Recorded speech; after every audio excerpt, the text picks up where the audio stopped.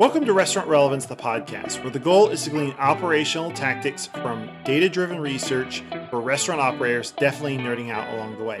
I'm Nathan Jarvis, the host. Thank you for those of you who are tuning in.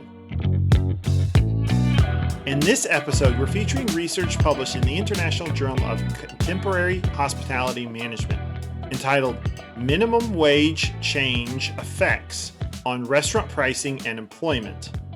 If you're listening, you're probably already thinking, well, of course, clearly this is relevant. What I find really fascinating about this is not only has minimum wage been a debate for a number of years, and the pandemic has only accelerated that conversation, but this research was performed a few years ago and was published in 2018. So at this point, we're 4 years down the road from its publication date. I think it's interesting to see what the authors found in their findings and look at what has developed over the past couple of years and use it as a way to gain some perspective. So we do have both of the authors of the paper on the show today. Dr. Tony Rapetti has taught for over a decade and is currently an associate professor teaching finance, accounting, analytics, hotel operations, and gaming courses at the William F. Harrah College of Hospitality at the University of Nevada, Las Vegas. Her research interests are in managerial finance, revenue and profit management, gender diversification on performance, and operations, with an emphasis on the effect that management decisions have on revenue and net income. She has over 28 years of industry experience and has held positions with various levels of responsibility. In addition, she runs her own consulting company specializing in hospitality financial acumen training and coaching, along with financial and operations analytics, with an impressive list of past clients. Welcome to the show. Thank you for having me, Nathan. Absolutely. We also have Dr. Susan Rowe. She brings a blend of practical experience and education to her examination of the hospitality and food and beverage industry. Currently an associate professor for the Lamb Family College of Business at San Francisco State University, she teaches HR in hospitality classes. Her research focuses on how hospitality operations manage employees. With a Bachelor's of Science from the University of Wisconsin-Stout and a Master's of Science and a PhD from the University of Nevada, Las Vegas, she uses an analytical approach in answering research questions rooted in her work experience. She's held director-level positions in food and beverage and HR for hotels and restaurants, in addition to teaching and administration roles in culinary schools and university settings. Welcome to the show. Thanks so much for having me. Absolutely. Thank y'all for spending the time today. I want to jump right in. I always like to start with a overview, kind of a 30,000 foot level here. So in just a handful of sentences, could you tell me what your study was about and what you found? Sure. We were interested in how restaurant managers and owners would adjust pricing and or employment hours with changes in minimum wage. We were really interested in large minimum wage increases, anywhere from 25 to 100%, so doubling of the minimum wage. What we found is that pricing and employment hours would be impacted because those are needed to maintain the operations. Pricing would increase anywhere from 19 to 60%, and hours would increase anywhere from 30 to 50%. Wow. Okay, so minimum wage has been an issue for a while. I love origin stories. So what was the origin behind your research? You did this, I think, back in 2016, 2017. So what caused y'all to start this? So I think that these discussions, Tony and I have had frequently about how do things that are occurring in the industry really matter to businesses, to hospitality operations. My background, as you mentioned, is in operations, and I've had many years of experience in the HR side, and Tony has had many years of experience in the finance side. And so often our discussions kind of come between this mix of, well, what is happening in the world or in the industry, and how is that impacting the decisions that managers are making? And so we have these conversations often. And when this time, as you mentioned, that we started the study, there were some significant discussions about increasing the minimum wage in different states. I think there were 17 different minimum wage increases happening in 17 different states. And there was much discussion about the federal minimum wage even increasing at that time. We had some protests from different organizations. Even McDonald's was doing protests to try to increase minimum wage to $15 an hour, or employees, I should say, from different restaurants and operations. And it really just sort of said, we need to ask this question a little bit deeper and get some real answers here of what impact this might have. Interesting. And so to go back to what Dr. Rapetti just said, so y'all specifically were focused on large changes, not minor changes, not like a 10% increase, but more like, I think you used 25, 50, 75, and 100% or double, minimum wage. Why that focus? Was there no research done there, or that was just your interest? There was quite a bit of research done in those lower levels, as you mentioned. The interesting part about that research was the findings were different, right? There were some findings that were saying it had an impact and some that it didn't. And so that was interesting to us when we looked at this. Similarly, there was the possibility, if the minimum wage was increased to $15 an hour, which was kind of what was talked about at that time, that would be a doubling. Some states had, a $7 and change minimum wage. So if it moved to $15, that's quite a significant impact. So we kind of focused on those 4 areas because there was a gap in what's been studied before, and because it was practically what was being discussed. To us, the research and what's been done before is really important in helping us see what has happened, but we really also want to see what's being talked about in legislation and in discussions about what could happen. And we really wanted to see how that would impact. Another piece I want to mention is we also wanted to look at this at the very restaurant level. Many of these previous studies were looked at the industry level. So they would look at jobs from the industry as a total, which is very different because, as we know, there's many restaurants that open and close every year, right? So while, maybe I had a restaurant and an increase in minimum wage caused me to close, Tony might have opened a restaurant that same year. So those previous studies were looking at this very wide, broad range, and we really wanted to look at what the difference would be at the restaurant or the specific unit level. Interesting. I love that. I love focusing on, very, very micro, get in with the operators. I know here in a minute, you actually talk to restaurant owners and managers, and I think almost 80% of them only had control over a single restaurant, which is was interesting to me. All right. So just so I'm understanding here, and for my audience, basically you were asking 2 questions, or one question with 2 maybe outcomes. If minimum wage increased hypothetically by 25, 50, 75, or 100%, how would an operator change pricing and or labor? That's what you were asking here. Yeah, so we actually asked, I want to say it was 3 questions. So one was if you could only change pricing, because we know that many restaurants already run bare bones employment hours, right? So we said, if you could only change pricing, what would you do? And then we said, okay, let's assume you can't touch pricing because maybe you're in a competitive market or whatever, and you could only deal with employment hours. How would you decrease employment hours? And then the third question, we opened it up a little bit more and said, okay, now you have the right to change both of them. So in conjunction with each other, how would you change one or the other of those variables? And then we have an open-ended question that we said, okay, now take off, your hat of, we just forced you to only change those 2. What else would you look at? So we sort of had 4 different scenarios, if you want to call that we looked at. Interesting. So you really tried to kind of isolate the variables in a way, isolate pricing, isolate labor, put them together, and then kind of ask an open-ended question to get general responses. I like that. And most of these were operators.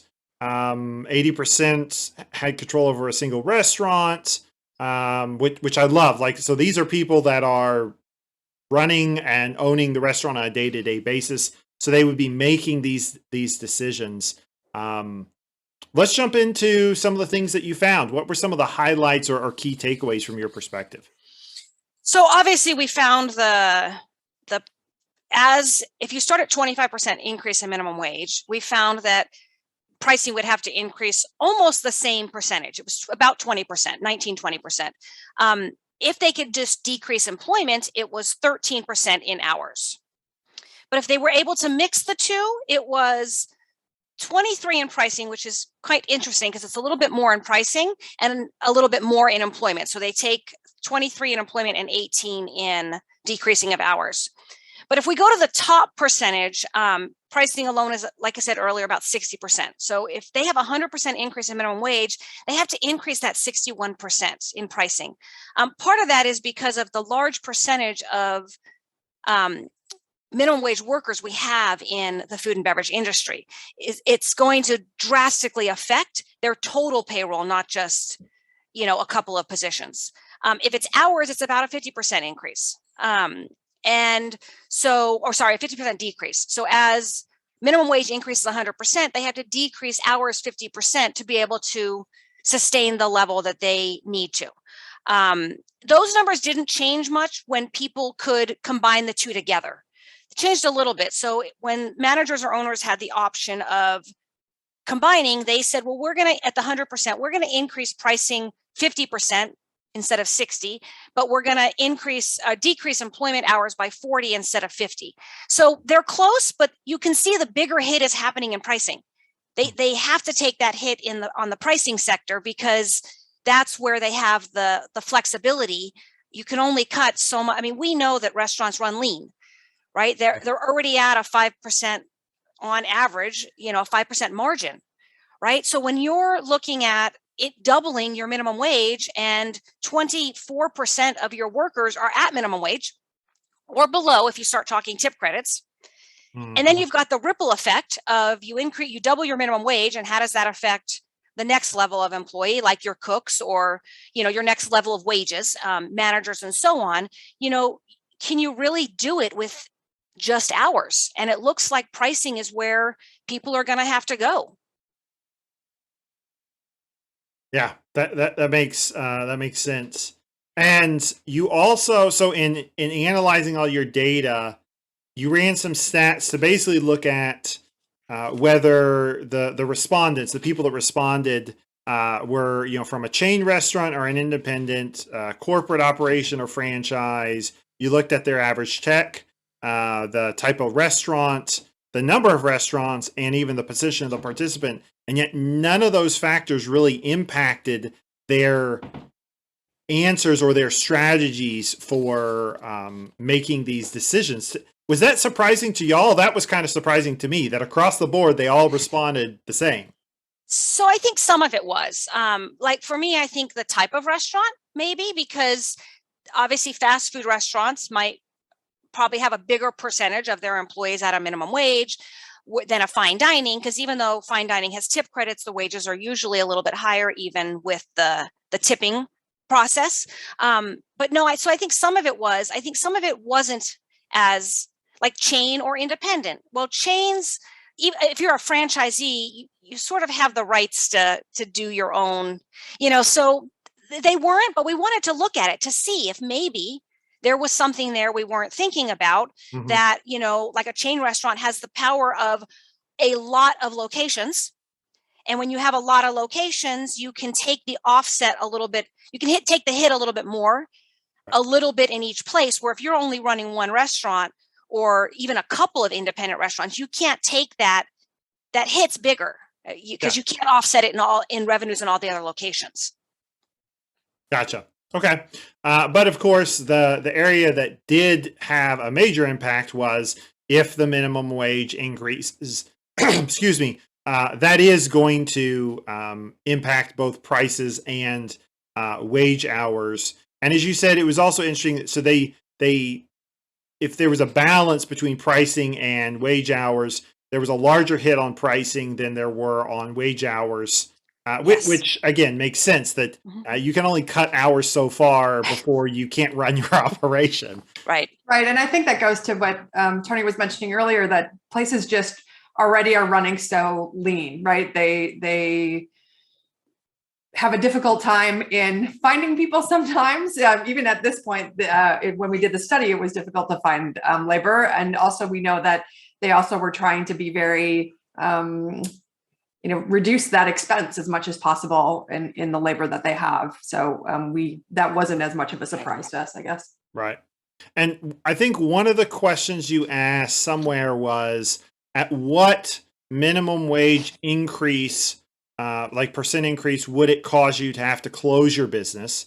And so at least one of the findings was 35% of the people you talked to said that 100% wage increase would cause them to have to close their business.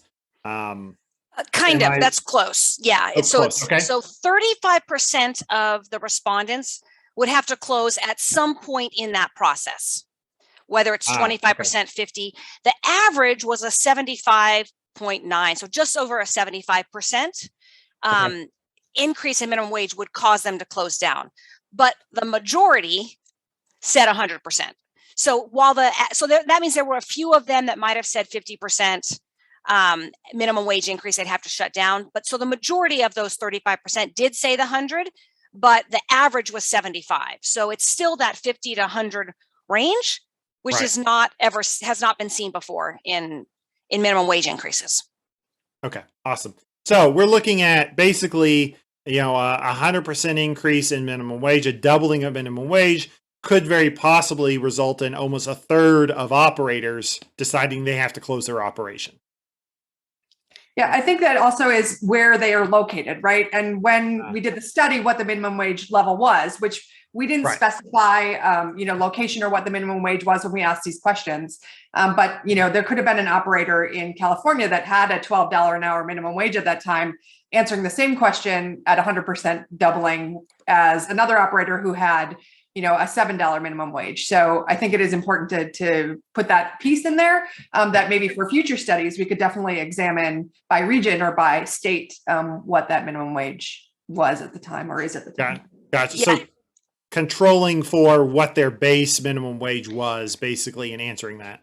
Yeah. Right. And to follow up, to give more of what Susan just said, we were really interested in, we didn't want to say what happens if it goes to a $15 minimum wage, because we knew that the effect in California was going to be much different than an effect in maybe Iowa, right? And so that's why we went with the percentages, because there's also the assumption that if your federal minimum wage goes to 15 and California is already at, let's say California is already at 50% higher than the federal minimum wage. If the federal minimum wage goes to 15, California is most likely not going to stay at 15.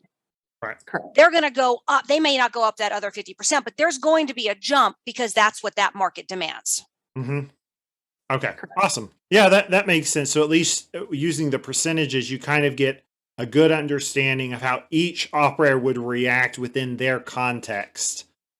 Right. Yes. Gotcha. Okay. And then you all asked kind of some open-ended questions about how they would try to adapt. And in one sense, you gave them two of the options, right? Adjusting prices and then adjusting employee hours or expenses. But out of that open-ended question, operator said I could adjust prices in different ways. I could adjust expenses in different ways. And then I could also redesign the job functions in various ways. Can you talk to me about those three categories? Because I think it's not as simple as raise a price, reduce hours, or change job function. There's some nuance there. And I think that's where the value for operators listening would be here. Yeah, I think that's really interesting because a lot of what operators said are things that they did during the COVID-19 times. And so some of those things were reduced services, right? So instead of having a sit-down restaurant with a server that might take your order and a bus person that would clear the table and maybe two dishwashers in the kitchen, maybe it's a counter service operation where you order at the counter and I call your number and, you pick up your order and maybe eat in the restaurant or maybe take it to go. So that definitely changes, the amount of employees you might need. It changes servers, hosts, it changes the kitchen as far as cleanup of dishes, those kind of things. And so, that definitely was something that people mentioned. They also mentioned things like technology and making changes to make their environments less work intensive, right? So things like order systems, order kiosk systems, or being able to, standardize processes. The drink dispenser is one of the great things that, you think of in fast food, right? Where it automatically dispenses the cup and the drink, and the person just grabs it instead of having the labor to do that task. So, those things definitely, I know those aren't as easy to implement, but that's definitely something that I know a lot of operators now are thinking of. And it's what people were mentioning back, before the COVID time, that might be something that they do. Other things that were mentioned were things like reducing the number of items so that there's less prep, there's less things to have to, or less employees that need to make the items. It also might help on that cost side from the number of inventory or the amount of inventory you need to keep on hand, or maybe items that are easier to make, right? It takes less time to make for less people. So those were things that we were hearing or that we heard from the respondents and the operators as well. We also heard things like, I'll just do more of the work myself, which I think is, that independent entrepreneur voice that sometimes gets lost in these more industry level studies, right? And so while I love that spirit, and it's definitely what, sort of I grew up in the industry with, I think it's hard, and it's important to realize that is something that, operators are willing to kind of pull up their bootstraps and do what they need to do. But we also know they can only do that for so long, right? It's very difficult for an operator to do that for a long period of time. And I think we've seen that as a result of these last few years as well. Mm-hmm. Yeah, interesting. I mean, most of the things that came out of your research, these ideas, as you said, have been used by operators in the past 2 years to respond to the pandemic in that regard. So at least your participants were already thinking about strategies they didn't know they were going to have to use. Interesting. All right. What else? Anything else that came out of your findings that you feel like we really ought to highlight for operators? I think one important thing here is that look at how any roll-in of minimum wage can happen. And I think one of the suggestions that we mentioned is really to advocate for a phase-in feature, if that's a possibility, with any legislation or any, the Restaurant Association or any, industry advocates. Because then it does sort of allow the restaurant the time to modify their operations to absorb an increase if an increase does indeed happen. And I think we're seeing that might be what happens over the next few years, or it definitely the market seems to be kind of telling us that might occur in the next few years. So a phase-in approach and using the results of the study can definitely help to support that. Would be definitely better for operators than just kind of, we're increasing tomorrow to $15 an hour or whatever the amount is, I think is one important thing. Interesting. And then two questions are kind of related is, beyond this study, obviously you've had a couple of years since you published it. So where do you feel like as academia, we need to continue the line of research, or maybe you're continuing that line of research, coupled with how could we use your findings for today? So kind of two sides of the coin there. Yeah, so I mean, I do think the research needs to continue, but it needs to be at that restaurant level. So again, as Susan said, almost everything we saw was at that industry level and not the restaurant level. And things get lost in translation. So one of the things that we found in the study was that if you look at, we saw that wages would decrease significantly depending on wage hours. But when you couple wage hours multiplied by the higher wage rate, the total payroll number is not changing significantly. So in studies that looked at total payroll, which is what the Bureau of Labor Statistics and some of the NRA looks at, is that, of course, it's not going to change, but the combination of the two is changing, which is a changing productivity and efficiency. So I think we need to continue this research at the restaurant level, which means that we need restaurants willing to get involved and and we had no problem getting participants in this. I mean, I think that, when you keep confidentiality in there, when it's a topic that's of interest to them, that they see that there's benefits and it's not just an academic study that they already know the answer to. Like, I don't think anyone's surprised that, yes, we have to raise prices if minimum wage doubles, or we have to cut hours, but it's the nuances of how it all works together that's important. And that open-ended question, I think, really brought a lot of value also in what else are you going to do? We know that this is not a, apples and oranges only. And so I think that's, I would say, so the research is needed. I think that there's value there in doing it. And I just want to piggyback on that the research at that unit level is very important, because what happens in a specific restaurant is definitely necessary.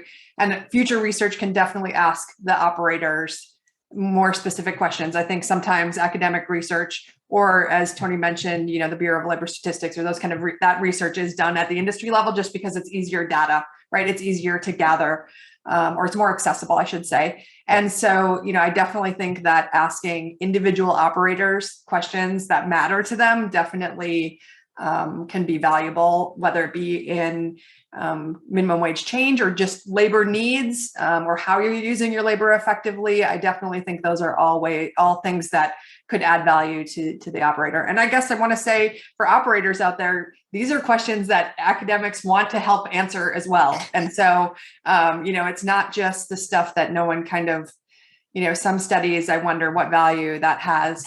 We definitely want to ask questions that have value to the operators, because we know what it's like when you're looking at an increase in wages at the first of the year and you're already running super tight margins. And how do you make this all work? Like, Tony and I have sat in those chairs, her in the finance office and me in the food and beverage office. And so, we definitely want to help to answer those kind of questions.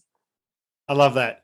This is not the first time that this idea has come out of my podcast. So I'll just put a pitch out there. If you're listening and you're an operator, this is an opportunity to reach out. If you want to participate, you can reach out in the comment section for the podcast. My information, my LinkedIn information, is in the description. The LinkedIn information for both of these amazing researchers is also in the description. So you could reach out to either one of them if you have an interest in continuing, being a part of research or kind of being involved. And I guarantee you, from what I know about and being in the hospitality academia, we love working with industry members. So just a quick PSA, please reach out to us if you want to work. We would love to work with you. And I love the emphasis on unit level type research. So that's awesome. All right, so you've addressed a little bit of this, but I always like to ask the question at the end. So if you were a restaurant manager or owner, right? So you're the owner, operator, how would you use your findings today? So I think there's a couple of reasons, a couple of ways. One, I'll start with the new owner operator. So whenever we have, it happened in the recession. So you get a lot of people that leave the industry because of costs and they can't maintain. But then once things start to get better again, we have this abundance of new operators, right? A lot of people get into food and beverage because they have a passion for the industry, but they may not have the tools necessary to make the financial decisions. Right. And so by looking at a study like this, they can say, okay, I understand that I'm in a market that's going to raise the minimum wage next year, double. And so when I'm looking at how to price my menu, I need to be proactive. We do a lot of stuff, I think, in hospitality as a whole that's very reactive. Some of that we don't have a choice in. We had to be reactive to COVID. We had to be reactive to the recession, right? But there are lots of things we can be proactive with. And this is one of those that if you're and this is true for all, but I say the new ones because generally the ones that have been in the industry for many years, they know that they have to they know that minimum wage is coming.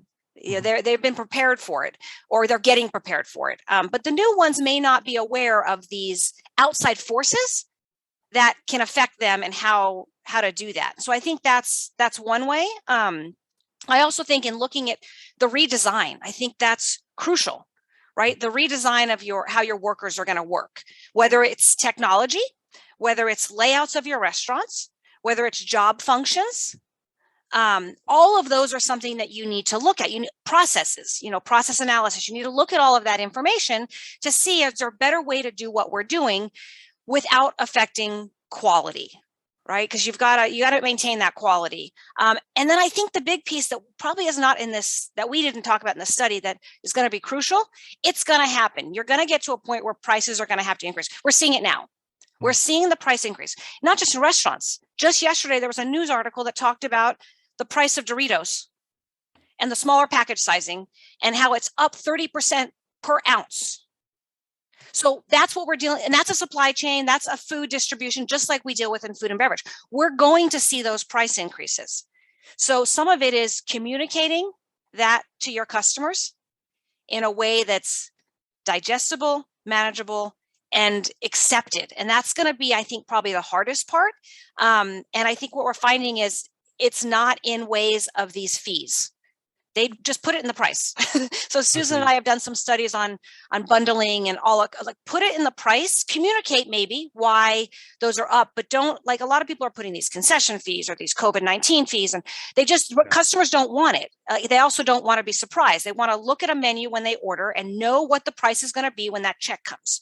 While that's not part of this, the study shows that prices are going to increase. So how do we do that? And so I think that's a key piece also.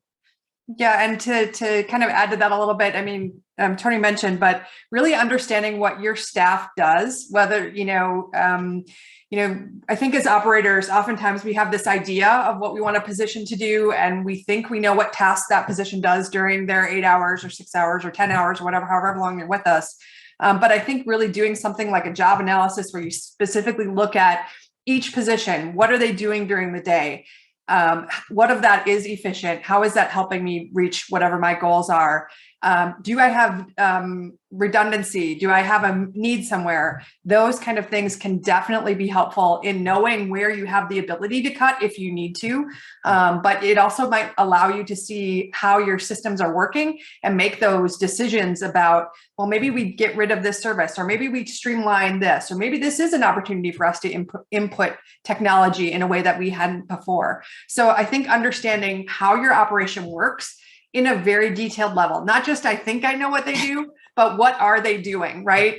Those are sometimes two different things. And it's hard as an operator. I totally get it. It's hard. At the beginning of the day, you have these ideas of what you want to do, and then things come up and you have to adjust and pivot. But really understanding what your employees are doing will allow you to make those decisions if increases come, whether it be in supplies and inventory, like Tony mentioned, in the cost of food, or in the cost of labor through minimum wage or other changes.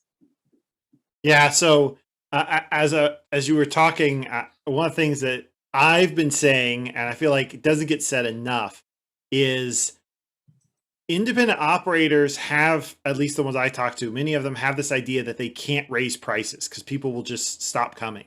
Like, people expect services and goods to slowly increase in value. Like that's an expectation. And so operators need to get used to the fact that it's okay to raise your prices on a semi-regular basis. That's part of running a business. So I appreciate those comments. Really good recommendations there. And then the only other thing that came to mind as you're talking about knowing what your employees are doing, and all I wanted to throw in was, besides looking at their phone, because we all know that happens too. Right. So I also want to mention, Nathan, that I think it's important for restaurants and owners and managers to understand this study has value outside of just the federal or the state governments coming in and changing minimum wages. We right now are dealing with, let's assume that the federal minimum wage and the state minimum wage don't change. We're dealing with an employee market right now, and the employees might force us to change our rates. And to be competitive, we have to. So keep that in mind, that this study, while we looked at federally mandated, it's still an increase in the minimum wage. And if your employees are going to demand it, or your potential employees are going to demand it, you still have to do it to be competitive, or you won't get employees, as we're seeing with the low employment right now, or the high unemployment rates in some of these service fields. That's a great point. Thank you. So, man, so many good recommendations out of this. Thank y'all for that. Some of the things before we started today, I kind of made a list of recap items, and we didn't hit on all of these, but somewhere in your paper, I think one of your operators or some of your operators talked about making changes preemptively. So knowing that, minimum wage changes were going to come in the future and trying to preemptively make changes, which I think is an awesome recommendation. That's one. Obviously, as y'all highlighted, just be aware of minimum wage changes that are coming, but also, and I think this came out of your operators, was minimum wage changes federally or at state level are also going to impact your cost of goods, because all the people you buy things from are going to have to raise their wages, and therefore the cost of your toilet tissue and your bread and all that stuff is going to increase. That was 2. 3, I do like the emphasis on it's not just raising prices or cutting hours. There are other ways to make these adjustments to approach it more holistically, and try to approach it, as hard as it may be, as more of a let's find a win-win type solution, rather than this lose-lose, everyone's got to cut and lose. And then 4th, again, the job function adjustments that y'all spoke about, I think is also another area to leverage. Wonderful. Thank y'all so much for taking the time to be on the show with me today. I really appreciate it, and really appreciate the insights that you provided. Thank you. We appreciate you inviting us. Yeah, we definitely love to talk about this stuff. And it's great when we can connect with operators and other academics. And we really appreciate you for having this forum to be able to do that. So thank you for having us. You're very welcome. Thank you for tuning into today's show. If you've got questions or comments for our guests or for me, you can reach all 3 of us through our LinkedIn profile that are in the description provided. You also can reach out to me at nathan@restaurantrelevance.com. Please like and share the video. That really helps the channel and gets the information out to other operators. Ciao.